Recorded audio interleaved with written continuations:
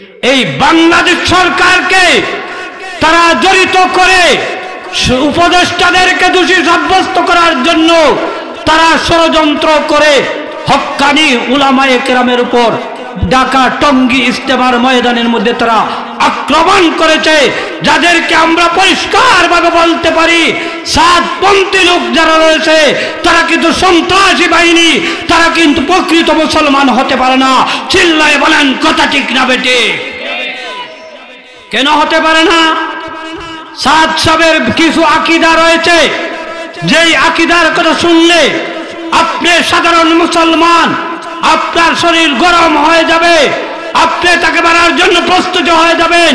সেই সাদ সাহেব বিভিন্ন কিতাবের মধ্যে উল্লেখ করেছেন ব্যবসা বাণিজ্য করে টাকা পয়সা হালাল, কিন্তু মসজিদ মাদ্রাসায় পড়াইয়া ইমামতি করে যেই সমস্ত টাকা উপার্জন করা হবে, ব্যবসা নারী জিনার মাধ্যমে যেই রকম ভাবে উপার্জন করলে সেটা হারাম হয়, ইমামতি করে নাকি সেটা উপার্জন করলে সেইভাবে হারাম হয়। চিল্লায়ে বলেন নাউজুবিল্লাহ। শুধু তাই নয়, সেই সাদ সাহেব বলেছেন কোরআন নাকি টাচ মোবাইলের মধ্যে দেখে দেখে কোরআন যদি কোনো মানুষ তেলাওয়াত করে সেই তেলাওয়াতের মধ্যে কোনো সওয়াব হবে না। কোরআন যদি মুখস্থ করে, মুখস্থ তেলাওয়াত করে, সেই মুখস্থ তেলাওয়াতের মধ্যে কোনো সওয়াব হবে না। অথচ আমার আপনার নবী আজ থেকে 1400 বছর পূর্বে বলেছেন, আল্লাহর রাসূল বলে দিয়েছেন, যারা কোরআনের একটা হরফ তেলাওয়াত করবে আল্লাহ পাক রব্বুল আলামিন একটা হরফের বদৌলতে একটা নেকি দান করবেন, একটা নেকি হবে 10টা নেকির সমান। রাসূল এক হাদিসের শেষে বলেছেন, লা আকুলু আলিফ লাম মিম হরফ, আমি একথা বলি নাই যে আলিফ লাম মিম একটি হরফ, বরং আলিফ একটি হরফ, লাম একটি হরফ, মিম একটি হরফ।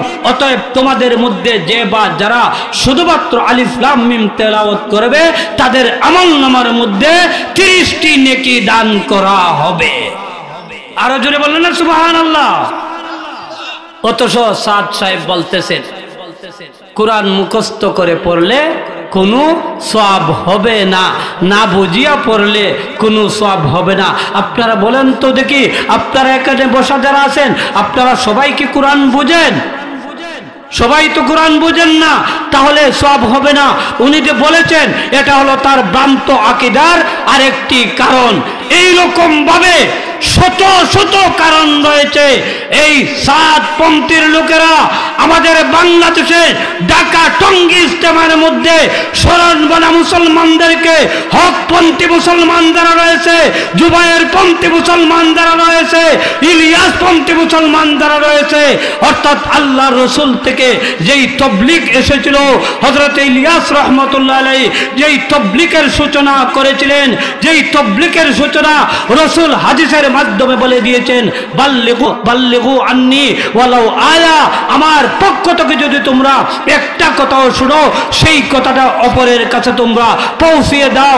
সেই ইলিয়াস রাহমাতুল্লাহ আলাইহি যেই তবলিগের মাধ্যমে মানুষকে হেদায়েত করতেছিলেন, হেদায়েতের পথ দেখিয়েছিলেন, সেই পথ থেকে মানুষকে বাংলাদেশের সরলমনা মুসলমানদেরকে বিভ্রান্ত করার জন্য এই সমস্ত সাতপন্থীরা আমাদের দেশের মধ্যে সন্ত্রাসী কায়দায় গত 17 তারিখে ঢাকা টঙ্গী ইজতেমার মধ্যে 4 জন মুসল্লিকে তারা নির্বিচারে হত্যা করেছে।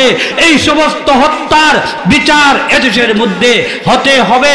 উপদেষ্টা মণ্ডলী যারা রয়েছেন তাদের দৃষ্টি আকর্ষণ করে বলেছি, এই মিডিয়ার মাধ্যমে আমি তাদের দৃষ্টি আকর্ষণ করে বলছি, এই সমস্ত সন্ত্রাসবাদীদেরকে এই বাংলাদেশ থেকে উৎখাত করতে হবে এবং এই সমস্ত হত্যাকারীদেরকে অচিরেই বিচারের আওতায় নিতে হবে। আপনারা যদি সঠিকভাবে বিচার না করেন এদেশের তৌহিদি জনতা হক্কানি উলামায়ে কেরামকে সাথে নিয়ে তারা ঐক্যবদ্ধভাবে আন্দোলনের মধ্যে ঝাঁপিয়ে পড়বে। বলেন ঠিক না বেটি?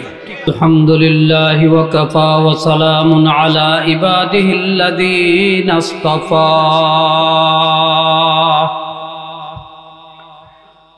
أما أما بعد فأعوذ بالله من الشيطان الرجيم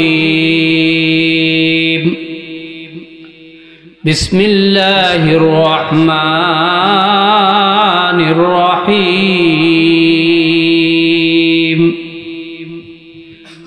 يا أيها الناس اعبدوا ربكم الذي خلقكم والذين من قبلكم لعلكم تتقون الذي جعل لكم الأرض فراشا والسماء بناء وأنزل من السماء ماء فأخرج به من الثمرات رزقا لكم فلا تجعلوا لله أندادا وأنتم تعلمون صدق الله المولانا العظيم وصدق نبي الكريم ونحن على ذلك من الشاهدين والشاكرين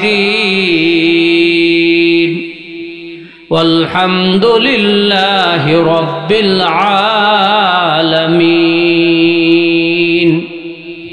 أما بعد কালাঞ্জুরা বাই বাই সমাজ কল্যাণ সংস্থার উদ্যোগে 15তম বার্ষিক ওয়াজ ও দোয়া মাহফিলের চলমান অধিবেশনের অত্যন্ত শ্রদ্ধাভাজন সভাপতি সাহেব বিশিষ্ট আলেম দ্বীন হযরত মাওলানা হাবিবুর রহমান আজাদি সাহেব দামাত বরকাতুহুম, মঞ্চে উপবিষ্ট অন্যান্য উলামায়ে কেরাম, মুরব্বিয়ান আযম, যুব সমাজ, ছাত্র সমাজ, মাইকের আওয়াজ যতটুকু পর্যন্ত পৌঁছতেছে, পর্দানিশি আমার অত্যন্ত শ্রদ্ধা মা বোনেরা, সর্বপ্রথম আমি মহান রব্বুল আলামিনের শুকরিয়া জ্ঞাপন করছি যে মহান রব্বুল আলামিন আমাদেরকে হযরত মাওলানা আব্দুর রউফ জিহাদি কালাঞ্জুরি সাহেবের অক্লান্ত পরিশ্রমের মাধ্যমে ওনার আহ্বানে কোরআনের আলোচনা করার সুযোগ দান করেছেন। সেই জন্য আকাশ বাতাস মুখরিত করে সকলে উচ্চ কণ্ঠে বলি আলহামদুলিল্লাহ। আপনাদের আলহামদুলিল্লাহর আওয়াজে মনে হয় এখনো আপনারা পরাধীন রয়েছে, অথচ আপনারা স্বাধীন বাংলাদেশের মধ্যে স্বাধীন, যেভাবে ইচ্ছা সেভাবে হক কথা বলতে পারবেন। আল্লাহর জমিনে আল্লাহু আকবারের আওয়াজ তুলতে আমরা কখনো কৃপণতা করব না। কথা বলেন ঠিক না বেটে? তাহলে আল্লাহু আকবারের আওয়াজ তুলতে আমরা কখনো কৃপণতা করব না। আমাদের ইতিহাস জানা আছে, হযরত শাহজালাল বাজারদেওয়ানী রহমাতুল্লাহি আলাইহি যেই সময় নাকি নাসিরউদ্দিন সিপাহসালারকে আল্লাহু আকবারের আওয়াজ দেওয়ার জন্য, আযান দেওয়ার জন্য হুকুম করেছিলেন, নাসিরউদ্দিন সিপাহসালার আল্লাহু আকবারের আওয়াজ দিয়েছিলেন, যে আল্লাহু আকবারের আওয়াজের কারণে গৌর গোবিন্দের 7 তলা বিল্ডিং একেবারে মাটির সাথে ধসে গিয়েছিল। কথা বলেন ঠিক না বেটে? তাহলে আজও যদি আমরা এখান থেকে আল্লাহু আকবারের আওয়াজ দিতে পারি, আমার বিশ্বাস এখান থেকে শয়তান পলায়ন করতে বাধ্য হয়ে যাবে। এখান থেকে মুনাফিক মার্কা মুসলমানদেরা তারা পলায়ন করতে বাধ্য হয়ে যাবে। শয়তানের পক্ষে যারা তারা পলায়ন করতে বাধ্য হয়ে যাবে। কারণ সুবহানাল্লাহ, আলহামদুলিল্লাহ, আল্লাহু আকবারের আওয়াজ কানাকানি হবে, তখন থেকেই বাতিলরা পলায়ন করতে বাধ্য হয়ে যাবে। কথা বলেন ঠিক না বেটি? যাই হোক, সময় অত্যন্ত সংকীর্ণ। আমি আপনাদের সামনে মানবতার মুক্তির সনদ মহাগ্রন্থ আল কোরআনের সূরা বাকারার 21 এবং 22 নম্বর আয়াত তেলাওয়াত করেছি। তেলাওয়াতকৃত আয়াতের তাফসীর, তেলাওয়াতকৃত আয়াতের তরজমা বোঝার পূর্বে আমরা তেলাওয়াতকৃত আয়াতের পূর্বে আরো 20টি আয়াত রয়েছে। আমি যেহেতু আপনাদের সামনে 21 নম্বর আয়াত তেলাওয়াত করেছি, অতএব এই আয়াতের পূর্বে সূরা বাকারার 20টি আয়াত রয়েছে। আপনারা, আমি আবারও দৃষ্টি আকর্ষণ করে বলছি, আপনারা আমার দিকে তাকিয়ে থাকবেন। যারা মাহফিলের ভিতরে থেকে একটু দূরে আছেন, আপনারা দয়া করে মাহফিলের ভিতরে বসে পড়ুন। এই মাহফিল সাধারণ মাহফিল নয়, এই মাহফিলের আলোচনা আল্লাহ পাক রব্বুল আলামিন আকাশের মধ্যে ফেরেশতাদের সামনে করতে থাকবেন।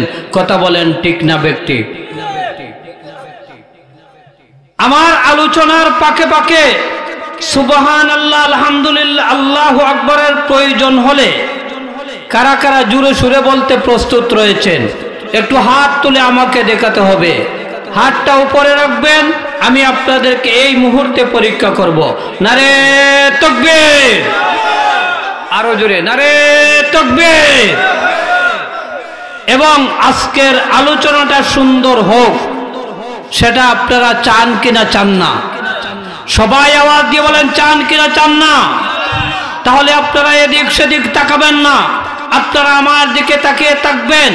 আপনারা দেখেছেন এই মাহফিল যিনি পরিচালনা করেছেন, আমার অত্যন্ত স্নেহের ছোট ভাই মোহাম্মদ আব্দুল বাসিত এবং বাতিজা মারুফ, তারা দুইজন যৌথভাবে পরিচালনা করেন। আর এই মাহফিলকে আয়োজন করতে গিয়ে মুফাসসিরে কোরআন হযরত মাওলানা আব্দুর রব জিহাদি সাহেব কত কষ্ট করেছেন। এই মাহফিলের প্রধান সভাপতি যিনি হযরত মাওলানা ফারুক আহমদ নোমানী সাহেব ও আপনাদের মধ্যে উপস্থিত আছেন। আরো যিনি সভাপতি হাফিজ আব্দুল সালাম সালেহী সাহেব, তিনিও আমাদের মধ্যে উপস্থিত আছেন। তাই আপনারা ধারাবাহিকভাবে আলোচনা শুনবেন। আসরের নামাজের পর থেকে নিয়ে মাগরিব পর্যন্ত আপনাদেরই সন্তান হযরত মাওলানা হাফিজুর রহমান মালিকি সাহেবের কাছ থেকে সুন্দর আলোচনা শুনেছেন। মাগরিবের নামাজের পর থেকে এই পর্যন্ত হযরত মাওলানা সালেহ আহমদ সাহেব, ইমাম ও খতিব দাউদপুর জামে মসজিদ, ওনার কাছ থেকে সুন্দর আলোচনা শুনেছেন। আমার সময় অত্যন্ত সংকীর্ণ, তাই প্রাসঙ্গিক আলোচনায় না গিয়ে সরাসরি আয়াতের তাফসীর, সরাসরি আয়াতের ব্যাখ্যায় আমরা চলে যাব। তাহলে এবারে আসেন, আমি যে আয়াত তেলাওয়াত করেছি, এই আয়াতের পূর্বে আল্লাহ পাক রব্বুল আলামিন আরো 20টি আয়াত নাজিল করেছেন। এই 20টি আয়াতকে আল্লাহ পাক রব্বুল আলামিন 3 ভাগে বিভক্ত করেছেন। আপনারা একটু আওয়াজ দিয়ে বলুন তো দেখি, 20টা আয়াতকে আল্লাহ কয় ভাগে বিভক্ত করেছেন? সবাই আওয়াজ দিয়ে বলেন, কয় ভাগে বিভক্ত করেছেন? প্রথম 5টি আয়াতের মধ্যে আল্লাহ মুমিন মুত্তাকির কথা আলোচনা করেছেন, আল্লাহওয়ালাদের কথা আলোচনা করেছেন, যারা আল্লাহকে মানে, যারা নিজেকে মুসলমান দাবি করে, যারা নিজেকে মুমিন দাবি করে, তাদের কথা আলোচনা করেছেন। বলেন সুবহানাল্লাহ! আরো জোরে বলেন সুবহানাল্লাহ! এবং দ্বিতীয় 2টি আয়াতের মধ্যে, অর্থাৎ 6 এবং 7 নম্বর আয়াতে আল্লাহ সরাসরি কাফিরের কথা আলোচনা করেছেন। কাফির কাকে বলে? যারা মুহূর্তের জন্যও আল্লাহকে মানে না, তাদেরকে বলা হয় কাফির। যারা বলে দেয়ার ইজ নো গড, আল্লাহ বলতে কিছুই নাই, এই পৃথিবীটা এমনি এমনি প্রাকৃতিক ভাবে হয়ে গেছে। আল্লাহকে যারা অস্বীকার করে, রসুলকে যারা অস্বীকার করে, মুহূর্তের জন্য আল্লাহকে যারা মানে না, তাদেরকে শরীয়তের ভাষায় কাফির বলা হয়। আল্লাহ পাক রব্বুল আলামিন সূরা বাকারার 6 এবং 7 নম্বর আয়াতের মধ্যে সরাসরি যারা কাফির তাদের কথা আলোচনা করেছেন। তাহলে প্রথম 5টি আয়াতে মুমিনদের কথা আলোচনা করেছেন, দ্বিতীয় 2টি আয়াতে 6 এবং 7 নম্বর আয়াতে আল্লাহ পাক রব্বুল আলামিন কাফিরের কথা আলোচনা করেছেন। আমি যেহেতু আপনাদের সামনে সূরা বাকারার 21 নম্বর আয়াত তেলাওয়াত করেছি, এর পূর্বে 20টা আয়াত রয়েছে, তাহলে প্রথমে 5টা, এরপরে 2টি, তার বাকি থাকে আর মাত্র 13টি। দীর্ঘ 13টি আয়াতের মধ্যে আল্লাহ পাক রব্বুল আলামিন মুনাফিকদের কথা আলোচনা করেছেন। কথা বলেন ঠিক না বেটি? এখন আপনাদের প্রশ্ন জাগতে পারে, সমাজের মধ্যে যারা সচেতন তাদের মনের মধ্যে স্বাভাবিকভাবে এই প্রশ্ন জাগে যে যারা কাফির তারা তো কোনো সময় আল্লাহকে তারা মানে না, কিন্তু মুনাফিক যারা, তারা যখন মুসলমানদের কাছে আসিয়া বলে আমরা ইমানদার, আর মুসলমানদের কাছ থেকে যখন চলে যায়, বেঈমান কাফিরের কাছে যখন চলে যায়, তারা গিয়ে বলে আমরা মুসলমানদের সাথে ঠাট্টা বিদ্রুপ করার জন্য গিয়েছিলাম, আসলে কিন্তু আমরা মুসলমান নয়। এদেরকে শরীয়তের ভাষায় বলা হয় মুনাফিক। এই সমস্ত মুনাফিকের কথা আল্লাহ দীর্ঘ 13টি আয়াতের মধ্যে উল্লেখ করেছেন। তাহলে প্রশ্ন জাগলো কি? প্রশ্ন হলো, মুনাফিকে তো কিছু সময়ের জন্য আল্লাহকে মানে, কিন্তু কাফিরে তো এক মুহূর্তের জন্য আল্লাহকে মানে না।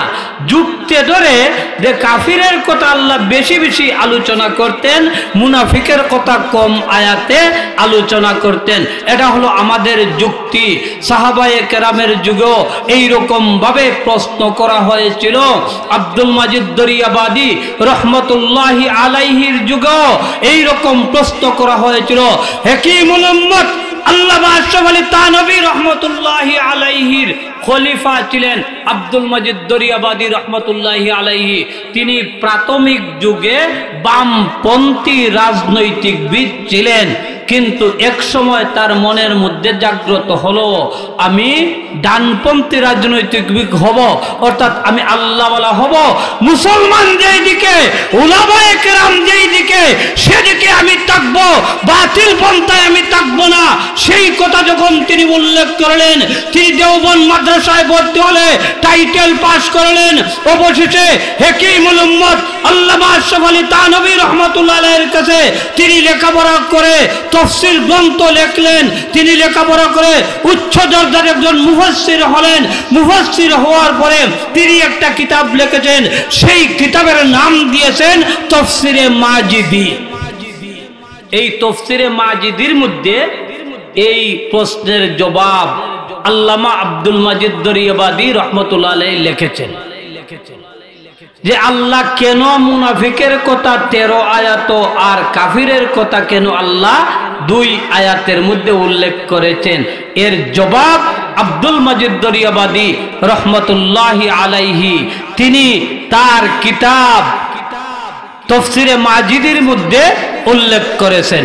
আব্দুল মাজিদ দরিয়াবাদী রহমতুল্লাহি আলাইহি বলেন, যুগে যুগে ইতিহাস সাক্ষী রয়েছে বেঈমান কাফেররা ততটুকু ইসলামের ক্ষতি করতে পারে নাই যেই রকম ভাবে সমাজের মধ্যে তারা মুসলমান দাবি করে, আসলে কিন্তু তারা মুসলমান নয়।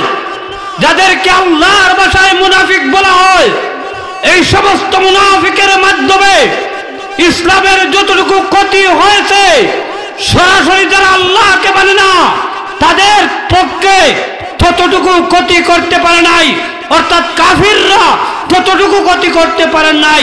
এই জন্য সমাজের সাধারণ মুসলমান যারা, সাধারণ মুসল্লি যারা, তারা যেন সমাজের মধ্যে মুনাফিকদেরকে পরিচয় করতে পারে। তোমার আমার সামনে তোমার আমার সাথে চলাফেরা করবে, তোমার আমার সাথে খাওয়া দাওয়া করবে, কিন্তু তোমার সাথে মুনাফিকি করবে, ইসলামের সাথে গাদ্দারি করবে, কোরআনের সাথে গাদ্দারি করবে, মসজিদ মাদ্রাসার সাথে গাদ্দারি করবে, উলামায়ে কেরামের সাথে গাদ্দারি করবে, তাদেরকে শরীয়তের ভাষায় মুনাফিক বলা হয়। এই সমস্ত মুনাফিকদেরকে যাতে সমাজের সাধারণ মুসলমানরা পরিচয় করতে পারে, এই জন্যই আল্লাহ পাক রব্বুল আলামিন দীর্ঘ 13টি আয়াতের মধ্যে মুনাফিকদের কথা উল্লেখ করেছেন। বলেন সুবহানাল্লাহ। কারণ মুনাফিকের কথা যদি বেশি বেশি আয়াতে আপনি না শুনেন, না বুঝেন, তাহলে কিন্তু মুনাফিক পরিচয় করতে পারবে না। মুনাফিকরা মুসলমানদের কাছে আসলে পরে বলবে আমরা মুসলমান। ওয়াইজা লাকুল্লাযীনা আমানু ক্বালু আমান্না ওয়াইজা খালাউ ইলা শায়াতিনিহিম ক্বালু ইন্না মাআকুম ইন্নামা নাহনু মুস্তাহজিউন। আল্লাহ রাব্বুল আলামিন বলেন, যখন মুনাফিকরা মুসলমানদের কাছে আসবে, আসিয়া বলবে আমরা মুসলমান হয়ে গেছি, কিন্তু এই সমস্ত মুনাফিকরা যখন তাদের স্বজাতির কাছে চলে যাবে, বেঈমান কাফিরদের কাছে চলে যাবে, গিয়ে বলবে মুসলমানের কাছে আমরা গিয়েছিলাম একমাত্র ঠাট্টা বিদ্রুপ করার জন্যে, আসলে কিন্তু আমরা মুসলমান হই নাই। আল্লাহ রব্বুল আলামিন যাতে আমাদের মতো সাধারণ মুসলমান যারা, তারা যেন সঠিকভাবে মুনাফিককে পরিচয় করতে পারে, সমাজের মধ্যে যারা মুনাফিক হবে তাদেরকে যেন সঠিকভাবে পরিচয় করতে পারে। এই জন্য আল্লাহ রব্বুল আলামিন সূরা বাকারার দীর্ঘ 13টি আয়াতের মধ্যে মুনাফিকের কথা উল্লেখ করেছেন। দীর্ঘ 13টি আয়াতে মুনাফিকের কথা উল্লেখ করেছেন। তাহলে 3 গ্রুপ মানুষের কথা উল্লেখ করা হলো। আর মানুষও সর্বমোট 3 প্রকার। এক প্রকার মানুষকে বলা হয় মুমিন, 2 নম্বর প্রকারের মানুষকে বলা হয় কাফির, 3 নম্বর প্রকারের মানুষকে বলা হয় মুনাফিক। সারা পৃথিবীর মানুষ 3 ভাগে বিভক্ত। এই 3 ভাগে বিভক্ত সকল মানুষের কথা আল্লাহ সূরা বাকারার 1 থেকে নিয়ে 20 নম্বর আয়াত পর্যন্ত উল্লেখ করেছেন। চিল্লায়ে বলেন সুবহানাল্লাহ। আরো জোরে বলেন না সুবহানাল্লাহ। এই 3 গ্রুপ মানুষের কথা উল্লেখ করার পরে আমি যে আয়াত তেলাওয়াত করলাম, এই আয়াতের মধ্যে আবার ওই 3 গ্রুপ মানুষকে একত্রিত করে আল্লাহ পাক রব্বুল আলামিন একটি ঘোষণা দিয়েছেন। সেই ঘোষণাটা কি আল্লাহ নিজেই উল্লেখ করেছেন, ইয়া আইয়ুহান নাস, ইয়া আইয়ুহান নাস, হে মানব সম্প্রদায়। এই মানব সম্প্রদায়ের ভিতরে মুমিন যেই রকম ভাবে প্রবেশ, কাফিররাও প্রবেশ, আবার মুনাফিকরাও প্রবেশ। এর অর্থ হলো হযরতে আদম আলাইহিস সালাতু ওয়াস সালাম থেকে নিয়ে কিয়ামত পর্যন্ত যত মানব জাতি সৃষ্টি হবে, চাই সে কাফির হোক, চাই সে মুনাফিক হোক, চাই সে মুসলমান হোক, সমস্ত জাতিকে ঐক্যবদ্ধ করে আল্লাহ পাক রব্বুল আলামিন একটা ঘোষণা দিয়েছেন, হে মানব সম্প্রদায়, চিল্লায়ে বলেন সুবহানাল্লাহ।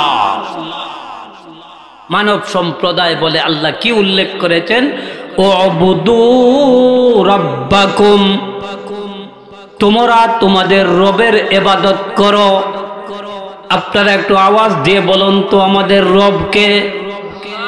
আপনাদের আওয়াজে মনে হয় যে এখনো মানুষ নাই, অথচ কত মানুষ এখানে আছে।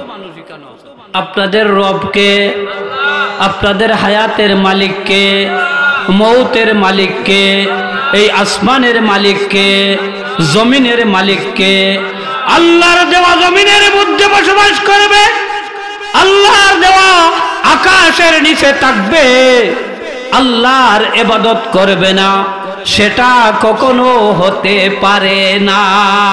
কথা বলেন ঠিক না বেঠিক? এই জন্য আল্লাহ রব্বুল আলামিন বলেন, ইয়া আইয়ুহান নাস, হে মানব সম্প্রদায়, উবুদু রাব্বাকুম, তোমরা তোমাদের রবের ইবাদত করো, আল্লাযী খালাকাকুম, যেই রব নাকি তোমাদেরকে সৃষ্টি করেছেন। শুধুমাত্র আল্লাহ রাব্বুল আলামিন তোমাদেরকে সৃষ্টি করেন নাই, ওয়াল্লাযীনা মিন ক্বাবলিকুম, তোমাদের পূর্ববর্তীদেরকেও আল্লাহ রাব্বুল আলামিন সৃষ্টি করেছেন। কেন আল্লাহ সৃষ্টি করলেন? লাআল্লাকুম তাত্তাকুন, যাতে করে তোমরা পরহেজগারী হয়ে যেতে পারো, যাতে করে তোমরা আল্লাহওয়ালা হয়ে যেতে পারো। আশা করা যায় তোমরা আল্লাহওয়ালা হয়ে যেতে পারবে। এই জন্য আমার বন্ধুগণ, মুনাফিকদেরকে যখন পরিচয় করতে পারবে, মুনাফিকদেরকে পরিচয় করে মুনাফিক থেকে তুমি যখন দূর হয়ে একমাত্র আল্লাহ রব্বুল আলামিনের ইবাদত করবে, আমার আল্লাহ রব্বুল আলামিন বলেন লাআল্লাকুম তাত্তাকুন, আশা করা যায় তোমরা পরহেজগার হয়ে যাবে, আশা করা যায় তোমরা মুসলমান হয়ে যাবে, আশা করা যায় তোমরা পরিপূর্ণ মুমিন হয়ে যাবে, আশা করা যায় তোমরাই আল্লাহকে ভয় করবে। তবে মুনাফিক থেকে দূরে থাকতে হবে। মুনাফিক কিন্তু মারাত্মক ধরনের একটা ব্যাধি। আজকে আমাদের বাংলাদেশের মধ্যে ইসলামকে যারা মিটিয়ে রাখতে চায়, কোরআনকে যারা মিটিয়ে রাখতে চায়, সরাসরি যারা কাফির, তারা কিন্তু এতটুকু ভূমিকা পালন করতে পারে না। আমাদের মুসলমানের মধ্যে যারা নাকি মুনাফিক মার্কা মুসলমান, তাদের মাধ্যমে আজকে আমাদের ইসলামের যত ক্ষতি হচ্ছে, সরাসরি কাফিরের মাধ্যমে ততটুকু ক্ষতি হচ্ছে না। এই জন্য সমাজের মধ্যে মুনাফিককে সর্বপ্রথম আমরা পরিচয় করতে হবে। নবাব সিরাজউদ্দৌলার একমাত্র মুনাফিক ছিল মীর জাফর। সেই মীর জাফর ছিল নবাব সিরাজউদ্দৌলার পালকের মতন, অর্থাৎ তার ঘরেই লালন পালন হতো, তার ঘরে খাওয়া দাওয়া করত। তারপরেও নবাব সিরাজউদ্দৌলার সাথে সেই মীর জাফরে মুনাফিকি করেছে। কথা বলেন ঠিক না বেঠিক? আরো জোরে বলেন কথা ঠিক না বেঠিক? নবাব সিরাজউদ্দৌলার সাথে যেই রকম ভাবে মীর জাফরে মুনাফিকি করেছিল, ঠিক তদ্রুপ ভাবে আমাদের মুসলমানদের মধ্যে এমন কিছু মুনাফিক মার্কা মানুষ রয়েছে, তারা কিন্তু ভিতরে ভিতরে ইসলামের ক্ষতি করতেছে। কথা বলেন ঠিক না বেঠিক? এবারে আসেন, মুনাফিক চিনবেন কিভাবে? পরিষ্কার ভাষায় বলে যায়, আজ থেকে 1400 বছর পূর্বে আমার আপনার নবী, আখিরি জামানার নবী, আরবের নবী, করুণার নবী হযরত মুহাম্মদ সাল্লাল্লাহু আলাইহি ওয়াসাল্লাম পরিষ্কার ভাষায় ঘোষণা করেছেন, তিনটা আলামত যাদের মধ্যে পাওয়া যাবে, তিনটা চিহ্ন যাদের মধ্যে পাওয়া যাবে, পরিষ্কার ভাষায় নির্দ্বিধায় ভাবে আপনারা বুঝতে পারবেন তার মধ্যে মুনাফিকের চিহ্ন রয়েছে। এবারে আমরা এক একটা করে তিনটা আলামত বুঝবো। কথা বলেন ঠিক না বেঠিক? আল্লাহ রাসূল বলেন, কালান নবী সাল্লাল্লাহু আলাইহি ওয়াসাল্লাম, আয়াতুল মুনাফিক সালাসা, ইযা হাদাসা কাযাবা, ওয়া ইযা ওয়াদা আখলাফা, ওয়া ইযা উতমিনা খান, আও কামা কালান নবী সাল্লাল্লাহু আলাইহি ওয়াসাল্লাম। আল্লাহ রাসূল হাদিসের মধ্যে উল্লেখ করেছেন মুনাফিকের চিহ্ন হলো তিনটা। ইজা হাদ্দাসা কাযাবা, মুনাফিক যখনই কথা বলবে মিথ্যা কথা বলবে। অতএব সমাজের মধ্যে যে বা যারা বেশি বেশি করে মিথ্যা কথা বলবে, আপনি নির্দ্বিধায় তাকে পরিচয় করতে পারবেন ওই ব্যক্তির মধ্যে মুনাফিকের আলামত রয়েছে। কথা বলেন ঠিক না বেঠিক? এক নম্বর কিতা? মিথ্যা কথা বলবে।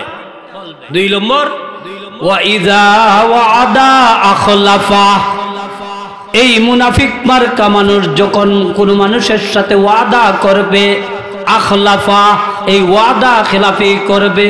যে কোনো ব্যাপারে মানুষের সাথে ওয়াদা করে সেই ওয়াদার লঙ্ঘন করে। আল্লাহর রাসূল বলেছেন তার মধ্যে মুনাফিকের চিহ্ন রয়েছে। তিন নম্বরে রাসূল বলেন ওয়াইজা উতমিনা খান, যখন তার মধ্যে কোনো আমানত রাখা হবে, টাকা পয়সার আমানত হতে পারে, কথার আমানত হতে পারে, যে কোনো আমানত জিনিস যখন তার কাছে রাখা হবে, আমানতের খেয়ানত যখন করবে, নির্দ্বিধায় তোমরা বলতে পারবে তার মধ্যে মুনাফিকের চিহ্ন রয়েছে। তাহলে মুনাফিকের আলামত কয়টা? তিনটা। জোরে বলেন কয়টা? তিনটা আলামত যাদের মধ্যে পাওয়া যাবে তাদেরকে শরীয়তের ভাষায় মুনাফিক বলা হবে। তিনটা আলামতের মধ্যে এক নম্বর হলো কি? যারা কথায় কথায় মিথ্যা কথা বলবে। দুই নম্বর হলো মানুষের সাথে ওয়াদা করবে। যেমন মনে করেন একজন মানুষ ওয়াদা করলো যে আগামী বছর আমি এই মাহফিলের স্টেজের সমস্ত পয়সা দিব। এই বছর যখন আসলো, তার কাছে যাওয়ার পরে সে যদি বলে আমি দিতে পারবো না, পরিষ্কার ভাষায় আপনি তাকে বলতে পারবেন সেই ব্যক্তির মধ্যে মুনাফিকের আলামত রয়েছে। সে ওয়াদা লঙ্ঘন করেছে। ওয়াদা লঙ্ঘনকারীকে আজ থেকে 1400 বছর পূর্বে আল্লাহর রাসূল মুনাফিক বলে সাব্যস্ত করেছেন। চিল্লায়ে বলেন কথা ঠিক না বেটে?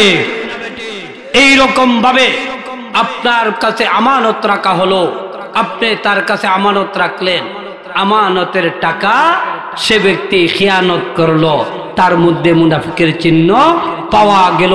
এই সমস্ত মুনাফিকরাই ইসলামের ক্ষতি বেশি বেশি করতেছে।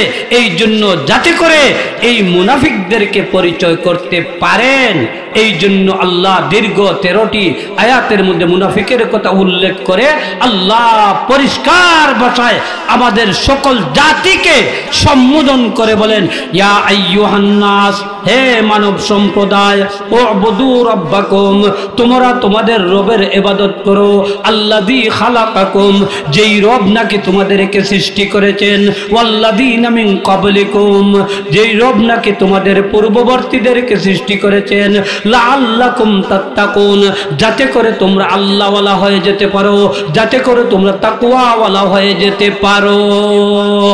এই হলো 21 নম্বর আয়াতের তরজমা। এবারে আসেন 22 নম্বর আয়াতে আল্লাহ কি বলেন? আল্লাযী জাআলা লাকুমুল আরদা ফিরাশাও ওয়াস সামাআ বিনাআ। 22 নম্বর আয়াতের মধ্যে আল্লাহ রাব্বুল আলামিন বলেন, আল্লাযী জাআলা লাকুমুল আরদা ফিরাশাও ওয়াস সামাআ বিনাআ, যেই আল্লাহ তোমাদের জন্য এই জমিনটাকে বিছানা বানিয়ে দিয়েছেন আর আসমানকে আল্লাহ রব্বুল আলামিন ছাদ বানিয়েছেন, সেই আল্লাহর ইবাদত করতে হবে। ফালা তাজালু লিল্লাহি আনদাদা ওয়া আনতুম তা'লামুন। আর এই জমিন এবং আসমান, আসমান থেকে জমিনের মধ্যে আল্লাহ রব্বুল আলামিন মেঘ বর্ষণ করেন।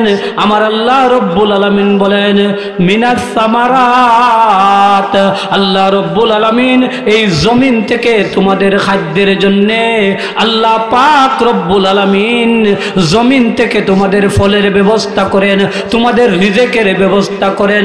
যে আল্লাহ আসমান থেকে বৃষ্টি দিয়ে জমিনকে বিছানা বানিয়ে জমিন থেকে তোমাদের রিজেকের ব্যবস্থা করে দেন, ফালা তাজআলু লিল্লাহি আনদাদা ওয়া আনতুম তা'লামুন।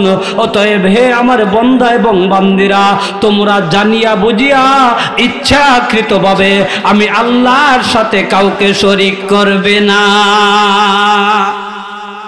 আমি আল্লাহ আসমানকে ছাদ বানাইলাম, জমিনকে বিছানা বানাইলাম, আসমান থেকে বৃষ্টি দিলাম, জমিনে বৃষ্টি পড়ার পরে ধান হলো এবং গম হলো, আরো অনেক তরি তরকারি হলো। এগুলো তোমাদের খাওয়ানোর জন্য আমি আল্লাহ তোমাদের রিজেকের ব্যবস্থা করে দিলাম। এত কিছু আমি আল্লাহ তোমাদের জন্য করলাম, তোমরা আমি আল্লাহর সাথে কিভাবে নিমকরামি করবে জানিয়া বুঝিয়া তোমরা কিভাবে আমি আল্লাহর সাথে শরীক করবে। অতএব তোমরা জানিয়া বুঝিয়া আমি আল্লাহর সাথে কাউকে শরীক করবে না। যাদেরকে শরীয়তের ভাষায় বলা হয় শিরিক করবে না। শিরিক এমন একটা বেদি, শিরিক এমন একটা রোগ, যেই রোগের ঔষধ একমাত্র জাহান্নাম ছাড়া আর কিছু হতে পারে না। সমস্ত গুনাহ আল্লাহ যদি ইচ্ছা করেন ক্ষমা করে দিতে পারেন, কিন্তু শিরিক গুনাহ আল্লাহ কখনো ক্ষমা করবে না। আল্লাহ অপর আয়াতের মধ্যে বলেন, ইন্নাল্লাহা লা ইয়াগফিরু আইয়ুশরাকা বিহি ওয়া ইয়াগফিরু মা দুনা যালিকা লিমান ইয়াশা। আল্লাহ রাব্বুল আলামিন বলেন, ইন্নাল্লাহা লা ইয়াগফিরু আইয়ুশরাকা বিহি, নিশ্চয় যারা আল্লাহর সাথে কাউকে শরীক করবে আল্লাহ রাব্বুল আলামিন তাদেরকে ক্ষমা করবেন না। এই শিরক গুনাহ ব্যতীত অন্য যে কোনো গুনাহ করুক, বান্দা যখন আল্লাহর কাছে তওবা করবে আল্লাহ রাব্বুল আলামিন সাথে সাথে তার তওবাকে কবুল করে নেবেন। এই জন্য আমার ভাইয়েরা, বর্তমানে ফিতনার জমানা, অনেক মানুষকে আমরা পরিচয় করতে হবে। তাবলীগকে নিয়ে আজকে দ্বিধাদ্বন্দ্ব হচ্ছে। কিছু মুনাফিক মার্কা মুসলমান তারা কিন্তু তাবলীগের সাথে এই বাংলাদেশ সরকারকে তারা জড়িত করে উপদেষ্টাদেরকে দোষী সাব্যস্ত করার জন্য তারা ষড়যন্ত্র করে হক্কানি উলামায়ে কেরামের উপর ঢাকা টঙ্গী ইজতেমার ময়দানের মধ্যে তারা আক্রমণ করেছে, যাদেরকে আমরা পরিষ্কারভাবে বলতে পারি সাতপন্থী লোক যারা রয়েছে তারা কিন্তু সন্ত্রাসী বাহিনী, তারা কিন্তু প্রকৃত মুসলমান হতে পারে না। চিল্লায় বলেন কথা ঠিক না বেটে?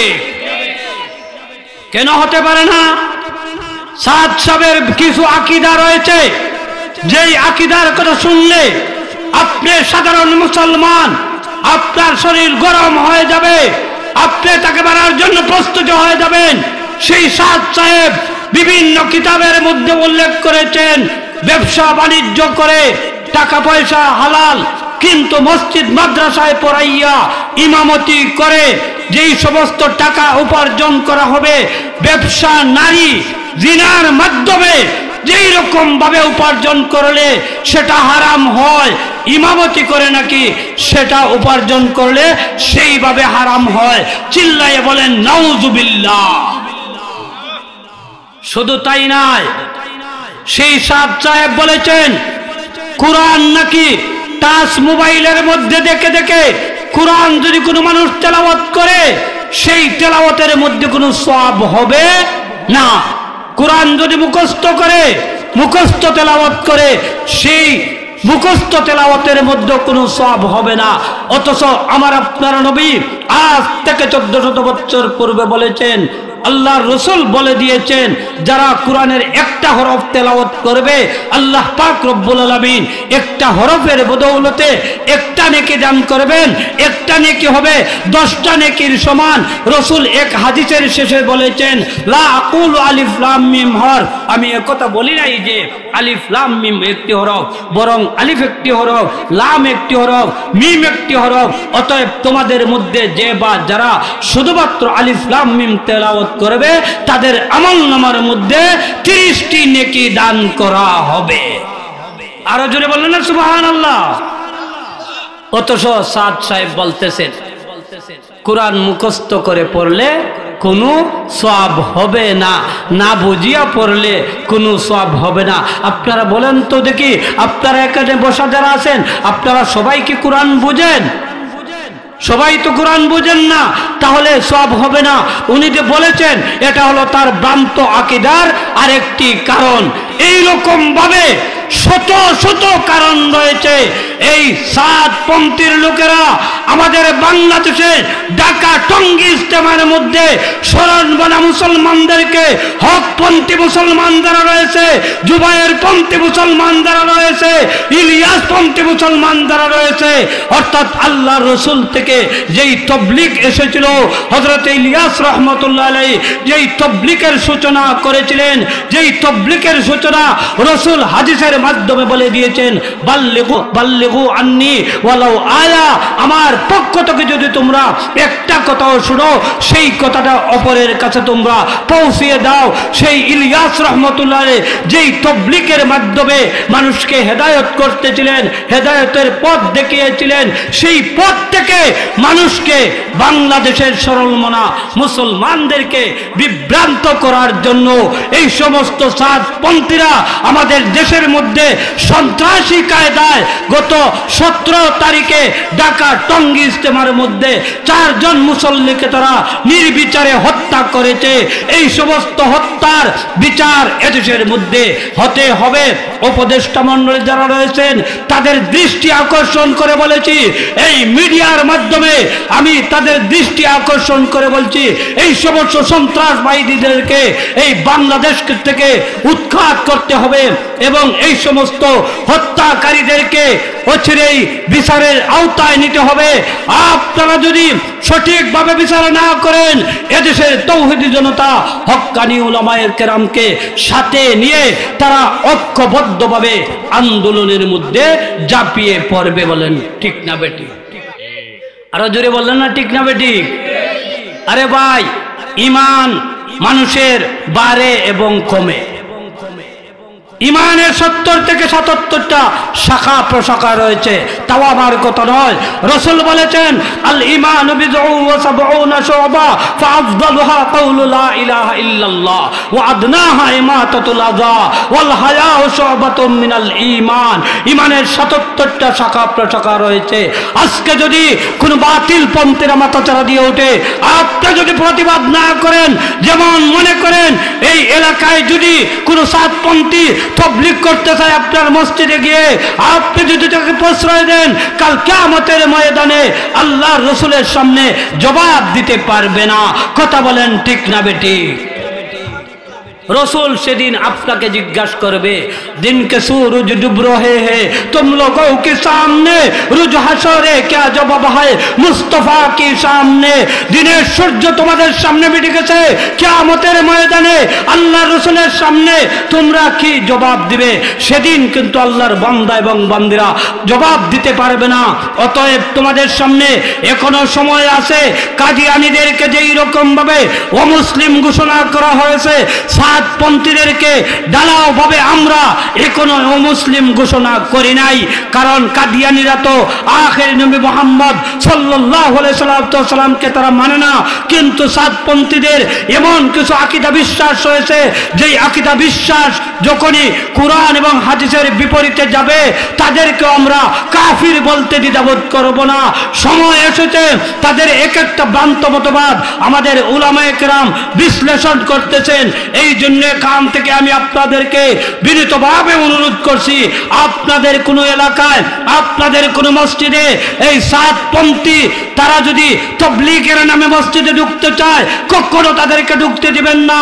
একমাত্র হক্কানি উলামায়ে কেরাম যাদের সাথে রয়েছেন হযরত মাওলানা জুবায়ের মাদ্দাদিল্লাহুল আলিয়া, তিনি যে তাবলীগ জারি করেছেন আমাদের বাংলাদেশের মধ্যে, হক্কানি উলামায়ে কেরাম আল্লামা মামুনুল হক সাহেব সহ সারা বাংলাদেশের উলামায়ে কেরাম তার সাথে রয়েছেন। এরা যাদেরকে সাপোর্ট করে আপনিও তাকে সাপোর্ট করবেন। কথা বলেন ঠিক না বেটি?